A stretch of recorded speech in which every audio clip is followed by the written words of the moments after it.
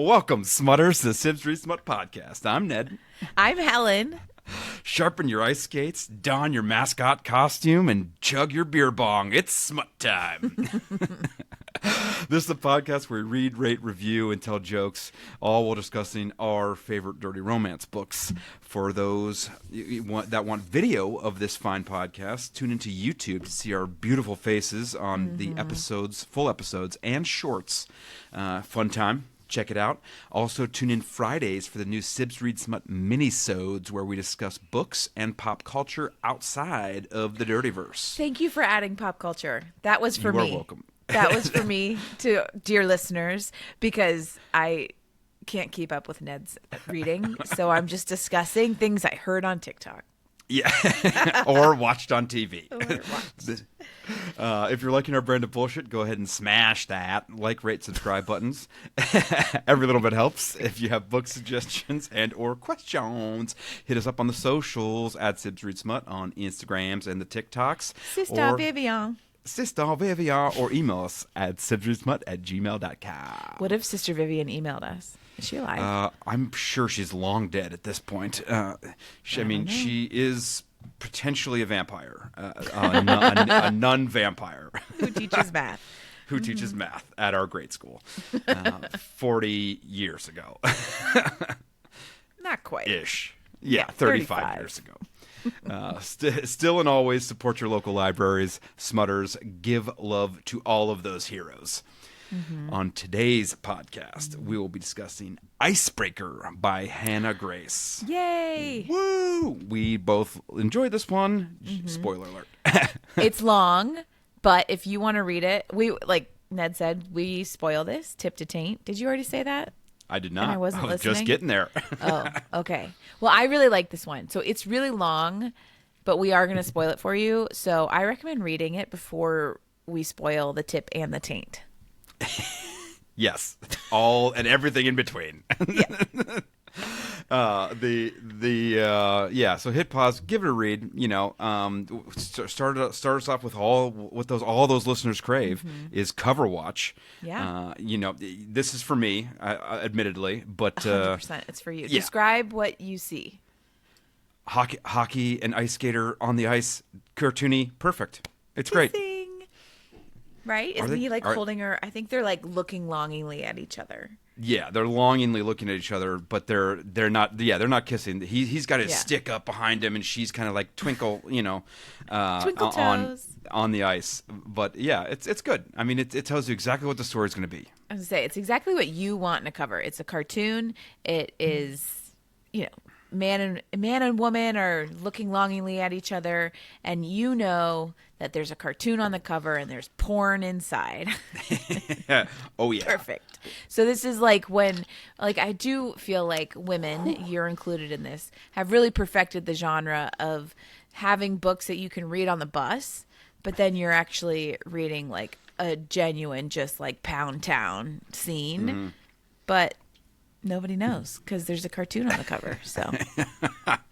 Yeah, or flowers, or it's something innocuous. Yeah. But all that being said, let's dive wang first into the summary of this book. Okay. Helen, do you want to start us off? I will try. I will do my best. All right, let's see. This is Icebreaker by Hannah Grace. I realized I said in the last episode that this was by Hannah Wells, who is the main character in Offsides. He calls her Wellesley. That's Hannah Wells. Off campus, you mean? You said. What did I say? You said offsides. Off campus. And what was Off Campus based on? It was based on The Deal. The Deal. Thank you. So the zeitgeist of hockey smut is getting really mashed Turned up. around up there? Yeah. Really mashed up in this brain. They're all just kind of starting to look the same. But forget about Off Campus right now, because we are talking about a fully different but very similar college hockey smut. So Anastasia Stassi Allen is an elite figure skater at Maple Hills University, determined to make Team USA. She's got a detailed planner and dick on demand. Oh my God. I should have read this before. Nate Hawkins contains also captains the Maple Hills hockey team. He's got a protector streak and man-slut tendencies. Yep.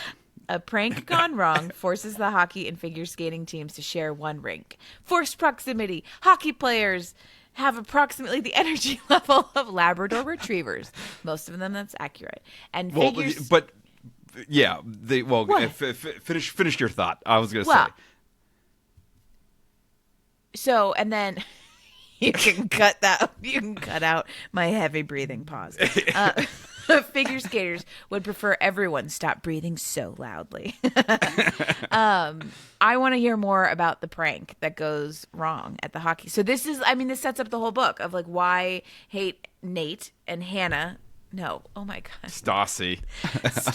See, this is Hannah Weld. This is the zeitgeist, the hockey smut zeitgeist, not being able to delineate in my brain. Okay, so Nate and Stassi, they meet because of a prank. You tell the prank. Well, the hockey team is known for pranking each other and other teams.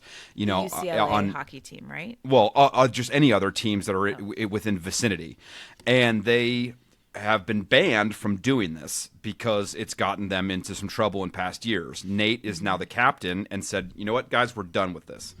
And he, put the kibosh on it, but somehow their hockey rink gets screwed with, and and ruined. And the hockey ice rink. There's separate ice rinks for the figure skaters, and there's a ice skate, and there's a rink for the hockey team. Figure skaters and hockey team, and so they ruin one of the hockey rinks, which make them have to combine. And we find out that it was all kind of a misunderstanding of one of the hockey players had slept with this UCLA hockey player's sister. She was pregnant but didn't want to tell the brother about it, and insanity ensues, and they end up ruining the hockey rink, which make them have to come together. And the whole meeting, the whole timeline of this is over the course of the calendar year of the school year, and so this is like before classes even start. This is like late August, early September of them being on campus, and Nate wants to take the heat, but he wants to get along with everybody because he's kind of a protector but people pleaser at the same time. And so he's telling Stassi, hey, we didn't have anything to do with this, lying to her face. Well, because that's the truth. I mean, they really didn't. And then the guy, their hockey player, did sleep with someone. Yet. Yes, but he didn't know that yet. And he did. Nate knew it. He knew that the guy slept with someone, but I don't know. My whole understanding of this was that like Nate, to your point, is like a protector. And so the hockey coach basically said, like, if nobody comes forward, we're like quit, I'm benching everybody. That was the later thing. That's when Aaron got hurt. Aaron is Stassi's skating partner because she does total dick. I fucking hate Aaron. She does double skating, and so her partner is kind of a douche and whatever else. And he, at some point during the line, injures himself and blames it on Nate and the pranks and everything else. And that's when the coach says, "Hey, if nobody comes forward and admits to this, then we're going to start forfeiting games. No one can play." And so Nate takes the heat for it. But that was a separate incident down the line. Well, anyway, something happens and they have to combine ice skating rinks. Yeah, but Stassi hates Nate immediately, like right off the bat, just because she hates arrogant hockey players and whatever else, from the get-go. And she's super mean to him, but he kind of likes it. It's like it's one of those things where he's like, she's so mean to me. It's like getting yelled at by Tinkerbell. It's because she's tiny. She's like a little, figure skater that you can throw up in the air. And disordered eating is a trigger in this too. So yeah, Aaron, the douchey partner, keeps telling her, she's too fat to live. You're too fat. You're too fat. He's starving her on her meal plan and everything else. And just overall sexuality of this too is pretty high. Like there's a lot of sexy thinking, a lot of sexy talking, in what sexy way? Scenes in all ways. But not from Aaron. Sorry, you went straight from Aaron and her disordered eating into like sexy thinking, and I was like, that was quite the.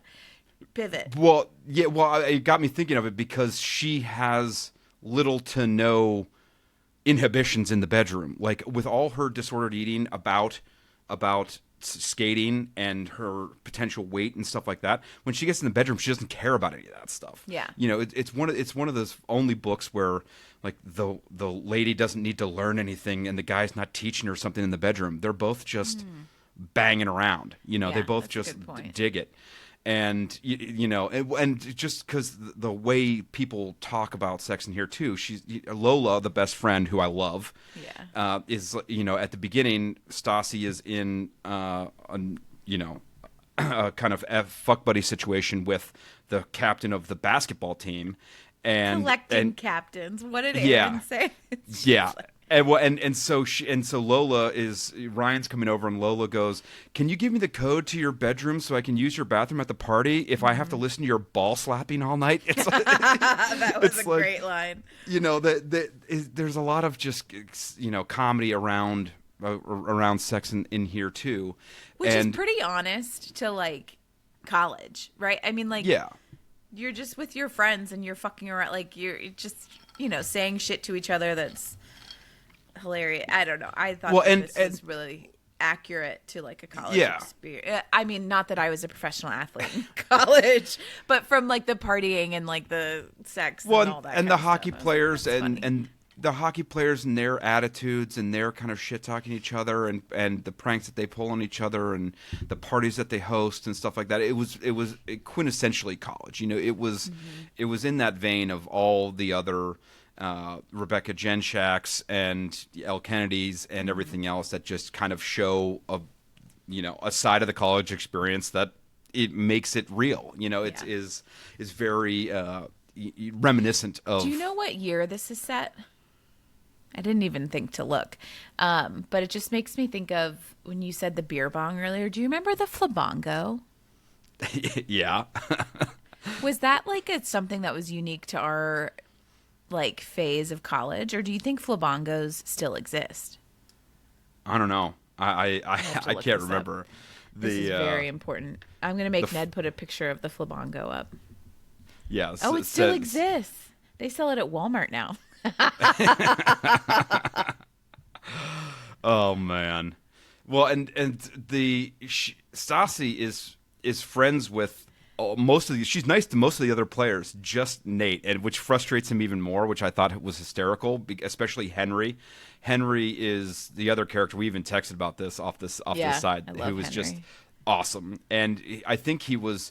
People asked Hannah Grace about him so much that she actually made him the third book in this series. He's which so was great.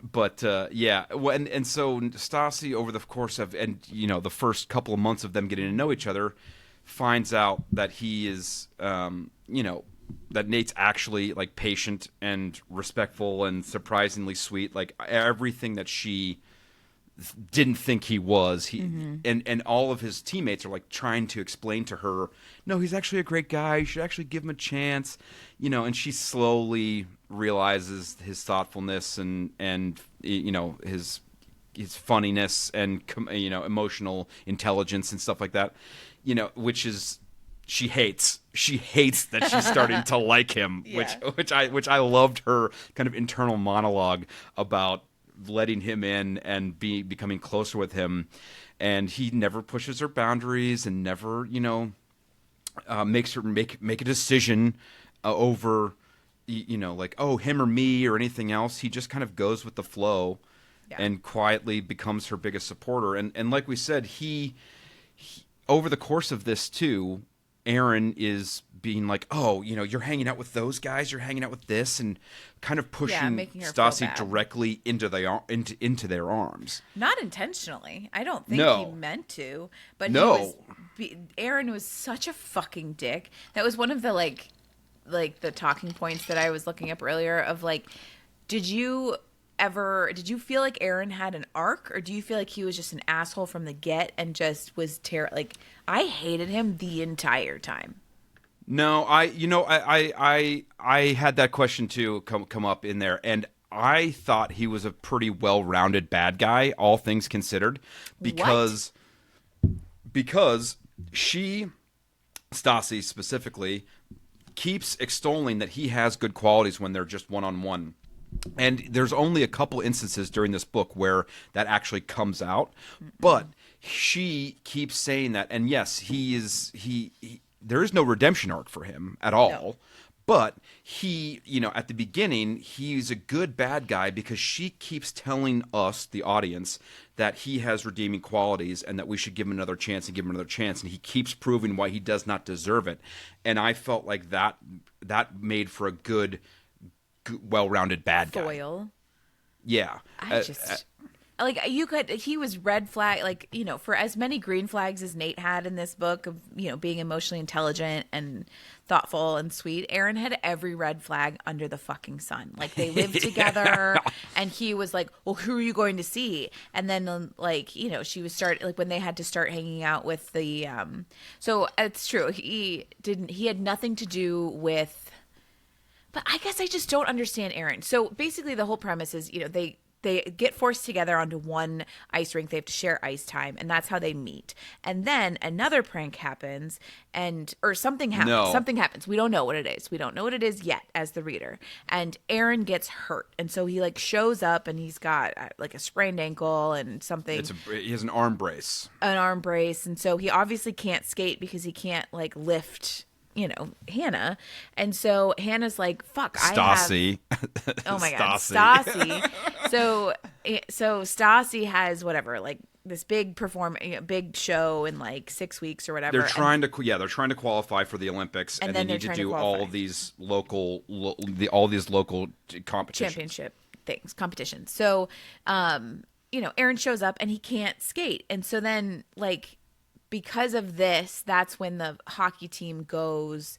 That's when the hockey coach is Aaron said that one of you guys did this. If somebody doesn't come forward, we're gonna, I'll bench all of you or yada yada. So that's when Nate fell on the sword and was like, I did it, even though he didn't do it. And so he had told Stassi that he did not do it, but then because he took the fall with the team, Stassi was like, I don't know what to believe. Screw you. And they're already boning at this point, aren't they? I don't know. I think they already are. They were. I don't know if they had sex, but I think they'd hooked up, with their mouths. To be clear, I don't know. Maybe they had sex once, but it was not a lot. And so then he volunteered to do the lifts with her. Oh, and Aaron. Oh, so Aaron came back once, and then he drops her.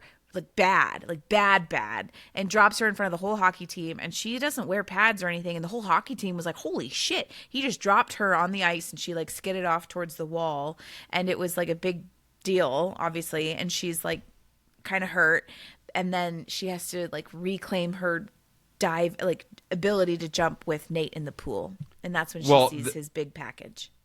No, they had been sleeping together for so long before that. They had been together. That's almost up to them going away for the Christmas break. I mean, they had been sleeping together since October. Since Halloween or whatever. They had been sleeping together. So I mean, they had been together for a while before that. But the big thing, with Aaron gets hurt, comes back. Nate can't play the whole time. Yeah. He the whole time Aaron can't skate, he can't play hockey. So in the interim, he is helping her train. He's doing her routine on the ice. He's getting her, after Aaron drops her the second time, he's then taking her to the pool and getting her reacclimatized to being lifted into the air and all this other stuff. It's pretty crazy. Yeah. And his toxic behavior, Aaron's specifically toxic behavior, it comes to light when he goes to he's been telling people all around campus that she's sleeping around, that she's drinking and, just having sex with, pretty much all comers. Collecting captains. Tells anyone who will listen that she's, sleeping through any of the sports guys that are going to go pro. And that because she's adopted, which, we find out a little ways into the book, that her parents could never love her. And her original parents, her bio parents couldn't love her. And her parents, that adopted her only bought her to fill a trophy case. And it was so fucked up. Fucked up. And somebody overheard him saying that at a game or so, it was at the party at the hockey house, and Henry punches him in the face. Baby Henry punches him in the face at one of their hockey parties. And it's pretty crazy that all of this is going on. And so there's all this internal trouble with him and their sports. There's also the fact that he is the captain and trying to get all of the guys to perform. They're trying to get better to perform at their highest, and all this, and then the relationship on top of that, and her friends' relationships on top of that. Lola is now dating one of Nate's best friends as well, and throughout all this stuff, he has a terrible relationship with his dad, which comes up infrequently here and there. It comes up. I feel like their backstories are done really well. So, they're done really well and also did not need to be done this well. This is part of my argument. And I feel like, to make the book shorter is my argument. And I feel like also when I'm getting confused on the hockey smut zeitgeist books, Garrett Graham had an issue with his dad, and so and Garrett Graham is going pro, and this book, he already has a agreement, I think, to go to Toronto or Vancouver or somewhere to play hockey. Go to Canada somewhere. Yeah, he's already got a team signed up for when he graduates, and he's moving away, and so it's just okay, hockey superstar has a controlling dad who is definitely a dick, and that there's a whole part of this, which I'm sure I'm jumping ahead here, but they go home to his house for Christmas and they meet the dad and they meet his little sister, and there's just all of these parts that I don't feel like they needed at all but she falls and almost dies in a lake. Okay, but that didn't need to happen. I know, that's what I'm saying. So they went back to his house for Christmas or whatever, the holidays. And so she's like, "Oh, I'm going to go skate on this really romantic lake and it's going to be amazing." Then she fucking falls in and he goes out and saves her. Ooh, LA mating call. And it's just this whole extra trauma that kind of didn't need to be in it. And so one of the biggest, and it doesn't go anywhere. It doesn't go anywhere either. I mean, besides that, she has to call her parents and tell them that this happened, and then he talks to Nate talks to the parents and is like, "I've got her, she's safe, she's okay."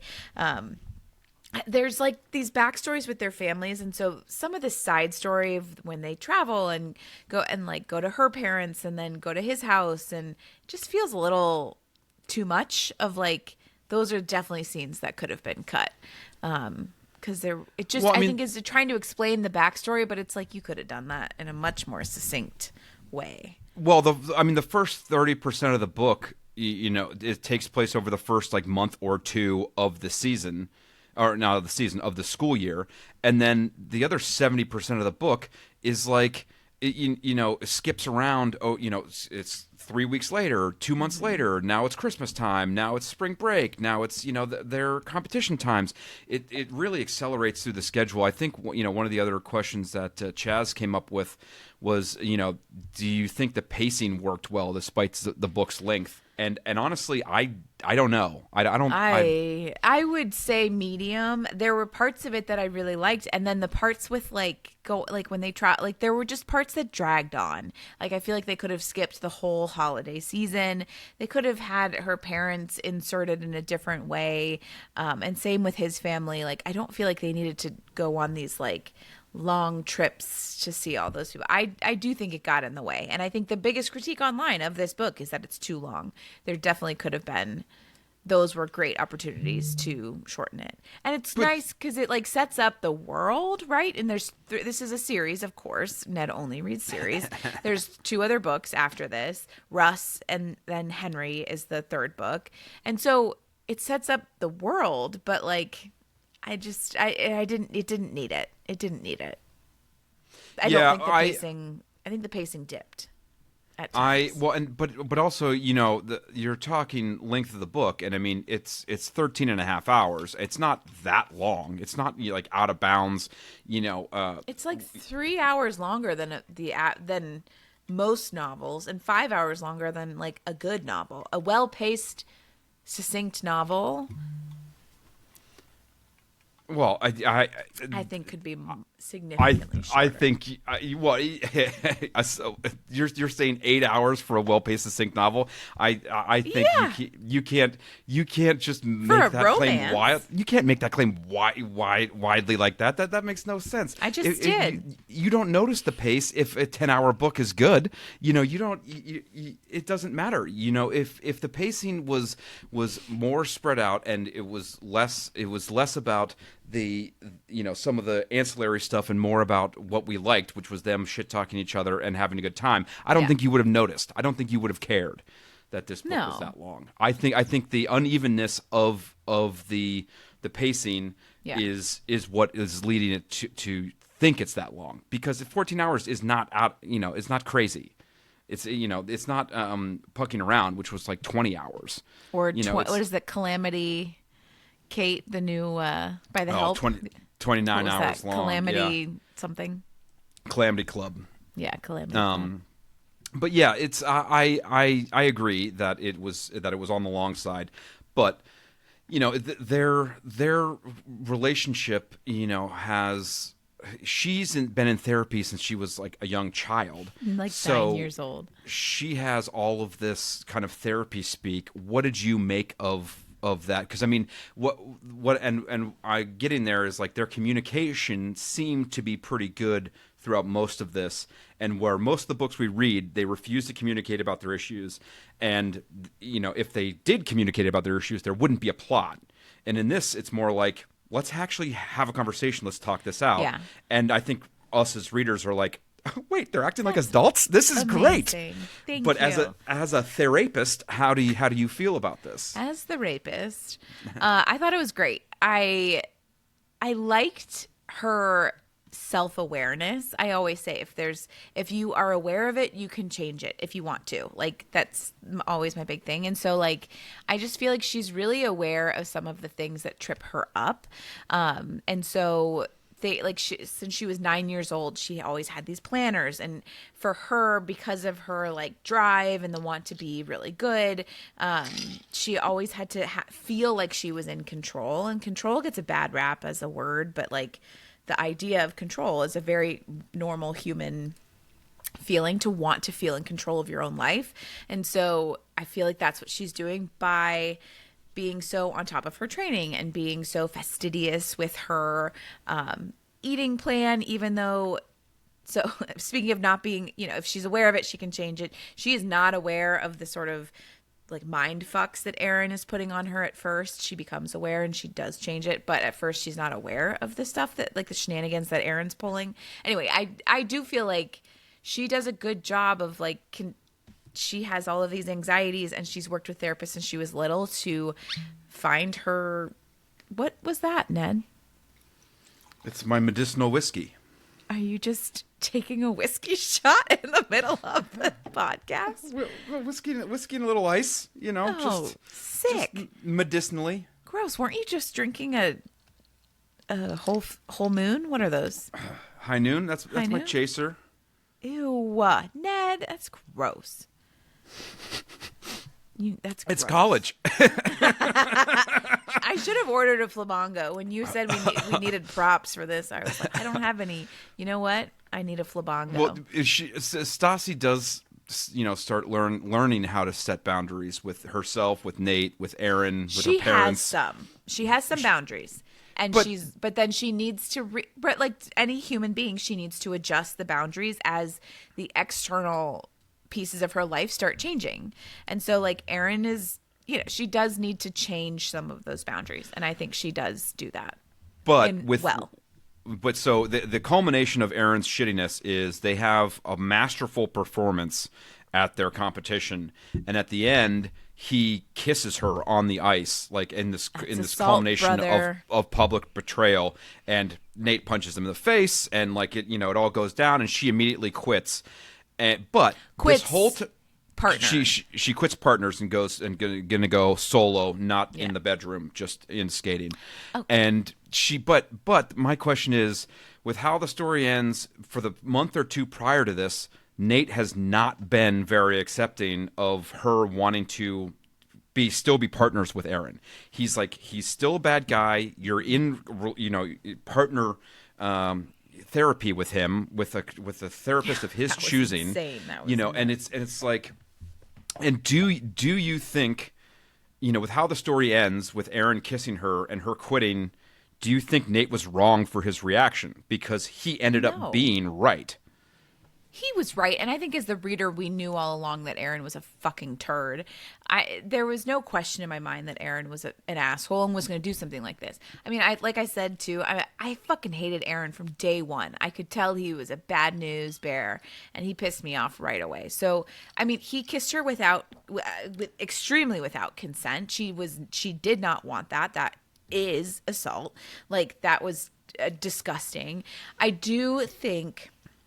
The only to your point about like Nate was really against Aaron, and at some point she said there was an argument that Nate and Stassi had that resonated with me, where she was like, I need to try this therapy that like Aaron picked this therapist, we're gonna go, it's a sports therapist, whatever, we're gonna talk to him or her, whatever. And so she's like, I need you to trust me to try to work this out, because like for Stassi's brain, she has a one-track mind of she has been in a couple, whatever, dancing with a partner, ice skating with a partner this whole time. And so if she can't just find a new partner. Like, she and Aaron have been skating together for years. And so if she needs to win this competition to qualify for the Olympics, she's really kind of fucked. It's not like even Nate could step in and be her partner, which is kind of what I thought was going to like happen based on the cover.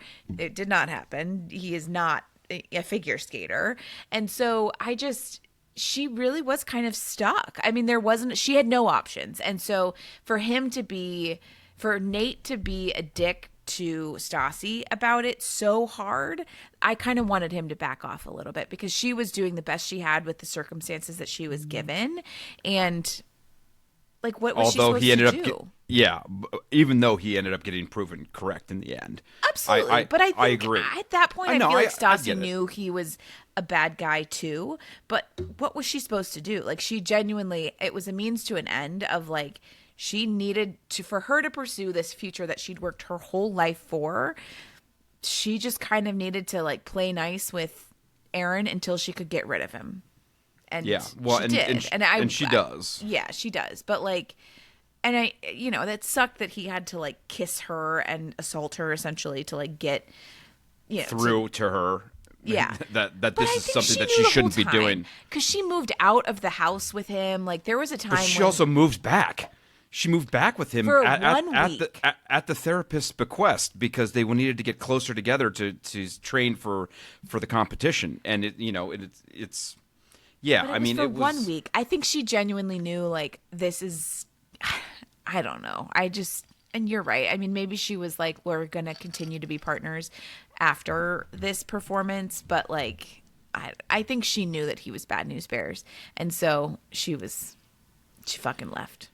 Good. Ugh, I hated him. Anyway, well, at the end, Nate and Stassi end up choosing each other and themselves. And pursue their athletic dreams. Epilogue is 2 years later. Stassi's pregnant with their first child. Stassi won gold medal. Nate won the Stanley Cup. Yep. And Nate proposes to her on the beach in Cabo. Pretty much everything that you don't like about these perfectly wrapped up endings is all there. Don't leave me wondering. Yeah, proposals, pregnancy, and both win the highest award in either of their sports. That she's like. This is 2 years later, isn't she? And she's a junior. So she's like 23 years old. Don't get me fucking started. Who wants a kid? I mean, well, Cut no. that part out.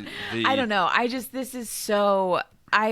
it's like, you don't need to get pregnant and be married to like be happy. I don't know. Like, those just seem like I don't need that to be the pretty bow at the end. Well, you also don't need a gold medal either, but they've both been working towards that their entire careers. I mean, that part I was happy for her. She worked her ass off, and it was nice too because there's an element of like truly. I mean, if they had just left it at like, okay, Erin transferred to UCLA, she's now solo. You know, he's going to play hockey, and she has one more year of college. If they had just left it there and you made all these assumptions, you don't know if like her career essentially ended by the choice that she made. So I did like I like knowing that she won a gold medal. I didn't need him to win a Stanley Cup. Nobody really cares about his career. and then the marriage and baby thing, that's a bugaboo of a personal thing of mine. Like, I do not need every couple to get married and have a baby at the end of a romance novel. That is not part of the before Helen gets on her high horse and keeps riding down the street. I'm already on it. We skipped over a lot of. I mean, that was the bare bones story in general. But what they fill out with the rest of the 13 hours of this story is, they have great banter. Nate and Stassi have great banter together. The dynamic with the team and the other players of the team is great. Stassi's ideas about relationships and young women boning down unapologetically are great. She has ideas about relationships and jealousy and all this other kind of stuff that come up that are she was involved with a basketball player and he was banging around with puck bunnies beforehand, and Nate is jealous of her previous paramour Ryan, and he's like, it's kind of my issue, it's like my jealousy's my issue. And then Stassi's like, yeah, jealousy's not a good look on, and then she immediately gets jealous of him after the mouth sex prank where she gets all of his teammates to be like, hey, I'm going to run him around campus. If he can find out where I am, I got to get him a blowjob or whatever. And she talks all of the roommates into throwing a party at his house while he's running around campus. She's at his house partying with them, giving him clues, and then he's all the way across campus and can't make it there by the deadline. I thought there's little like episodes like that throughout this book that are fun and kind of I was like, I like that. That was cute. But they're fun and collegey, and it was a good time. But what everybody wants to... Oh, and two funny terms that they talked about in here. One was dignitized. She talks about, like, his penis is getting me dignitized. And they actually said it a couple times throughout the book, which I thought was funny. I don't know the origins of dignitized, but Taylor Swift has that in one of her songs, and that's when I first learned about it. So maybe Taylor Swift stole it from this book.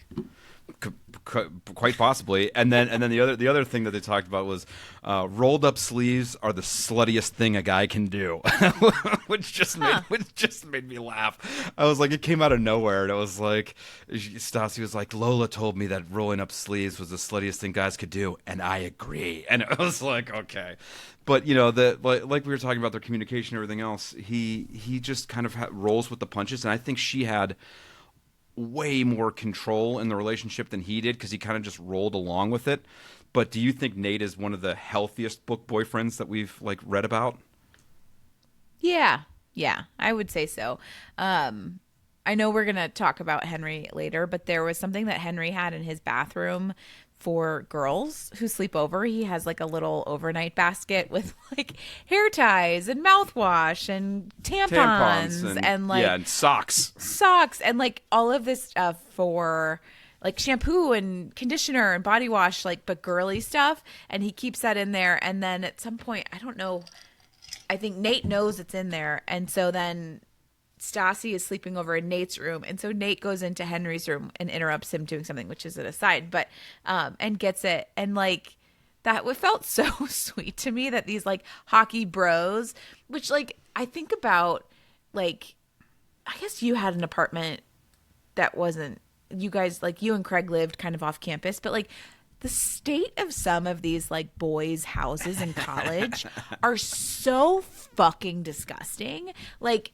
it's so gross to me. And then to think of like these guys having like nice rooms, and then they have like little baskets in their bathrooms with like supplies for like tampons and like girly shampoos was wild to me. And so the fact that like Nate, and then he's like, I'm going to Target tomorrow to buy all this stuff. He was like, I thought that was really get a sweet. box of his own. Yeah. I loved that. I thought that was really sweet. Well, and his friends kept him honest too. You know, that it was one of those things where, you know, they were all bros and all banging around as well, but they all were like, dude, you're fucking this up. Mm-hmm. Dude, you need to get your head out of your ass.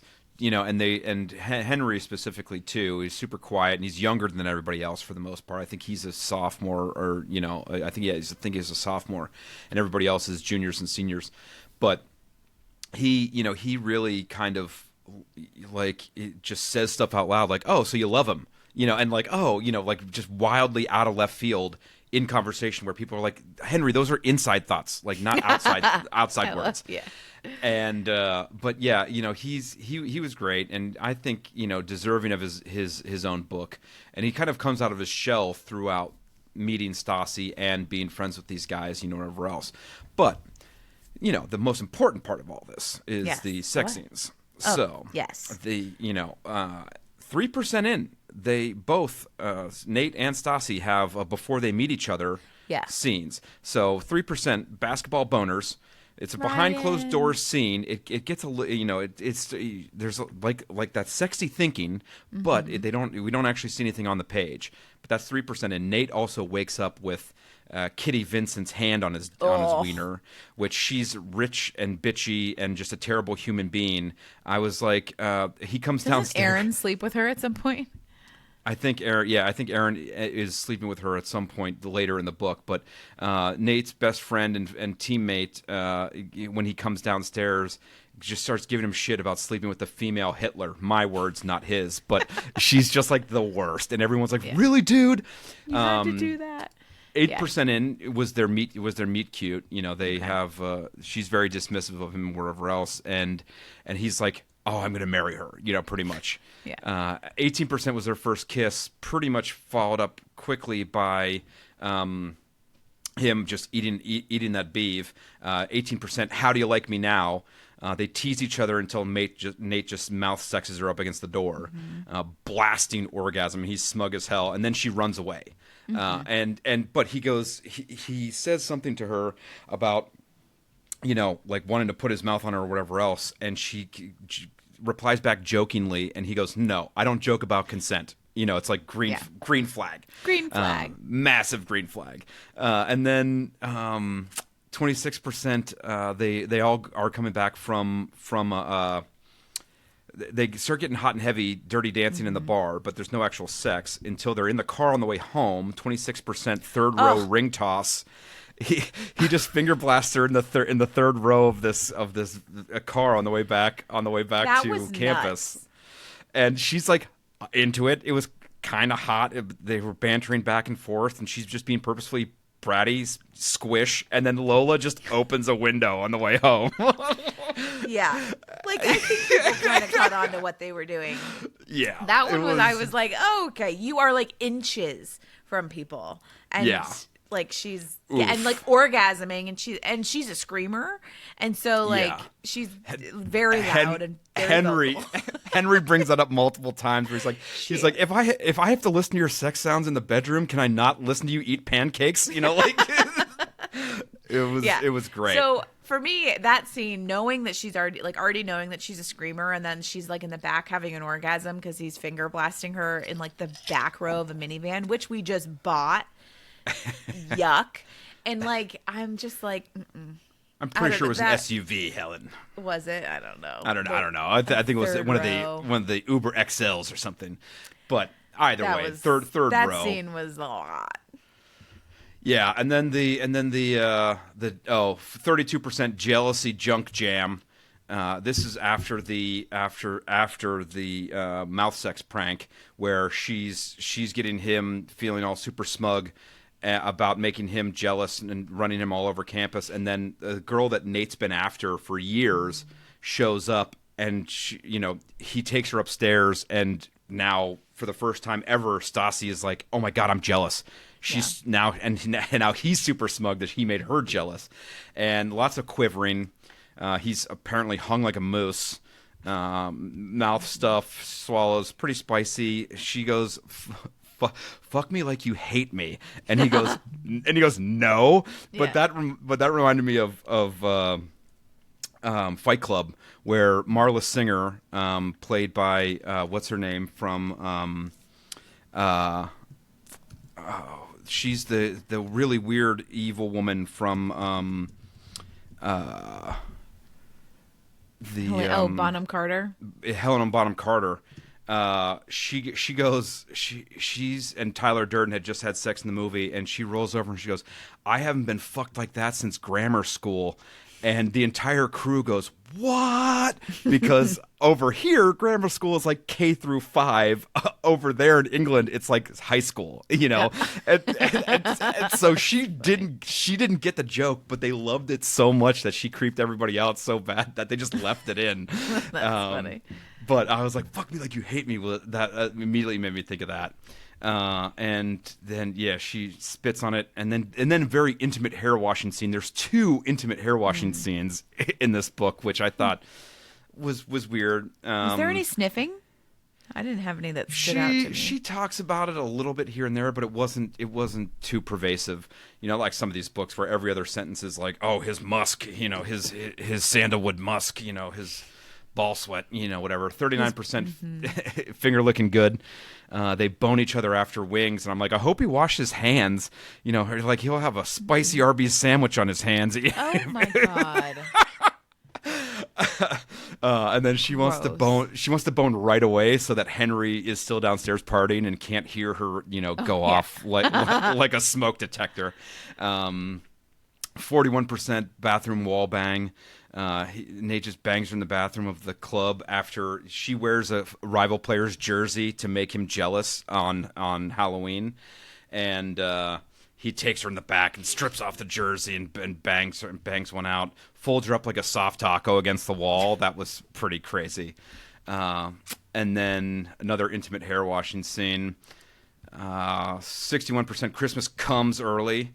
She dirty talk, no condos. They stop using condos at this point, but she wants to know what he wants for a present. He's just like, just you, just that beeve. 67% showerhead spray and play, self-explanatory. 74% Christmas, break me off a piece of that Kit Kat. This is where they're. Is that where they got caught? Yeah. They're the. No, that was him giving her a tour of his mansion, of his family's mansion, and they're like running around having sex in every room. And then 80% was brunch boner buffet, where she's like laying out all of these condiments on their kitchen counter. And Sasha, the sister, walks in and is like, "Ooh, I cook here." Yeah, and I know what you're doing. Yeah. And 83%, and they slow down. The sex scenes slow down towards the end a little bit. Yeah. 83%. Sorry, your dad sucks. Crotch blast. So also self-explanatory. 93%. Put your stank on me. Stassi misses his smell and invites him over to like get her T-shirt, you know, to smell like him again, and they bone. Yeah. And I mean that's pretty much it. Well, I mean. And one of the things I think, too, that's slightly not unique maybe, but like they agree to stop having sex when he becomes her partner. She's like, I need you to be my actual, like, you're my sports partner. You are not my like boyfriend or fuck buddy or whatever. You are not my lover. So they like don't have sex for whatever, I think it's supposed to be a month, and it ends up being like, I don't know, 2 or 3 weeks. So they try not to have sex, but then it just builds up all this steam. I forget where in the story. I mean, not where in the story, but where in the middle of all of your percentages that came. But they tried to not have sex for it didn't really work. I mean, and all in all, it was 11 and a half sexy scenes, but there was so much like thinking about sex and talking about sex that, you know, the whole book was pretty good. What did you think of the narrators? Elizabeth Louise and Tim Page. Great. Have I heard them in anything else? What were they? Elizabeth Louise has done Rebecca Genchek. So one of the books last season that we did, she Tutoring the Player, I believe, was her, so we've heard her in a couple of things. And Tim Page is Rebecca Genchek, and a couple other ones as well. Not as many books that we've read, like with the Megan Quinns that we've heard in multiple series, but we've definitely heard them here and there before.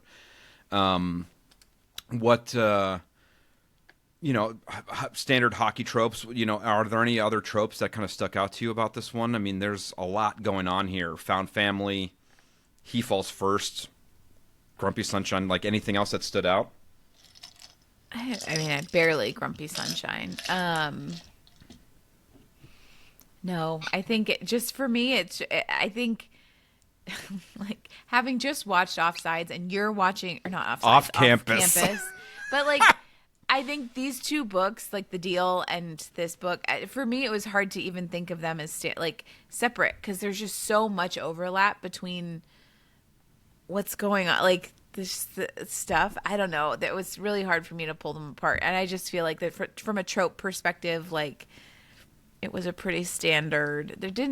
Nothing really stood out to me. I mean, this had like the bad guy foil, like Aaron, who was a bigger dick, I think, than in most, like, I feel like in a lot of romance novels, the like foil or like the villain is not that bad, and Aaron was really bad, like really bad, in my opinion.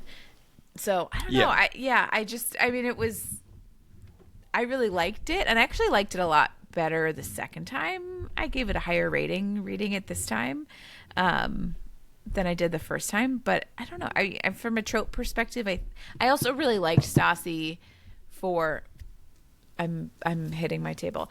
I really liked Stassi because I like understood her need to like have a planner and follow her planner and be very like organized, and she was like, Thursday nights are my night for fucking, and like that's it. Every other night is taken up with sports or class or working or doing whatever. And hello. So I don't know. I really liked Stassi as a character. I feel like she was a really hard worker, and that showed. I hated Aaron, and especially in the bedroom. Yes, she was a hard worker in the bedroom. And then Nate was sweet and nice. Where would you put this book on the Smutometer? I mean, the spicy scenes were spicy and long and detailed. I would say medium plus. I don't think it's the most like nutrageous thing I've ever read, but I liked it, and it was hot. Medium plus is where I'd land. I'd go medium plus. Maybe just encroaching up to spicy, but I'd say medium plus is a good bet. I would let Mom read this, knowing that she would blush. Fair enough. I mean, and I think we both answered this, but would you recommend it? Yeah. Maybe I wouldn't recommend it like to Mom. Like I wouldn't give her my copy and be like, please read this. Yeah, no, I would recommend. I mean, just kind of all the way around. I really enjoyed this one. It was fun. It wasn't too like intense. I think sometimes all this trauma. The trauma wasn't too trauma-y. I mean, there was a little trauma, but it wasn't over the top. And, it wasn't hearkening back. So the trauma was actually happening in real time, too, which is like, it's not past trauma per se. It's like trauma that they're trying to deal with in the moment, which makes it more fast-paced and a little more, like it's not her just sitting there trying to analyze what happened 20 years ago. It's like actively happening to her right now. It was dual perspective. Yeah. Right? Yeah. Yeah. So I liked that too. Cause then you're getting their understanding of their own trauma, and not like, cause I think I said earlier that like their backstories are pretty in depth, but you aren't watching Stassi try to pretend that she understands his backstory. Like he's explaining his own backstory. And I like that. Yeah, I liked it too, and since you never asked me these questions, yes, I would recommend it as well. I always ask you the questions, and then we pretty much just move on. Yeah, well, that's how it should be. But yes, I like this. I like this book a lot, and I can't remember if I listened to this one first and told you, or where how we got. So I'm sure this was me. How we got into this one, but I enjoyed it the first time. I enjoyed it as much, if not more, the second time. I think everybody should check it out. Do you know what we're reading next week? No. Wait. Uh-oh. No. We just talked about it yesterday. Did we? Yep. Shit. The Simple Wild, K.A. Tucker. Oh, shoot. Are we reading The Simple Wild, or are we reading book 4? We're going to read Simple Wild because it's available on Hoopla right now. You can go get it on Hoopla. There was an internal discussion for those who like to see how the sausage is made, whether we were going to read a book we hadn't read yet, or whether we were going to read one that we had and know that we liked. I voted new, for the record. I voted whichever one we could get first on the library. And it turns out it's the first one. So stay tuned next week for The Simple Wild by K.A. Tucker. Make sure to tune in Fridays for our minisodes where we talk about things and books not in the dirty verse.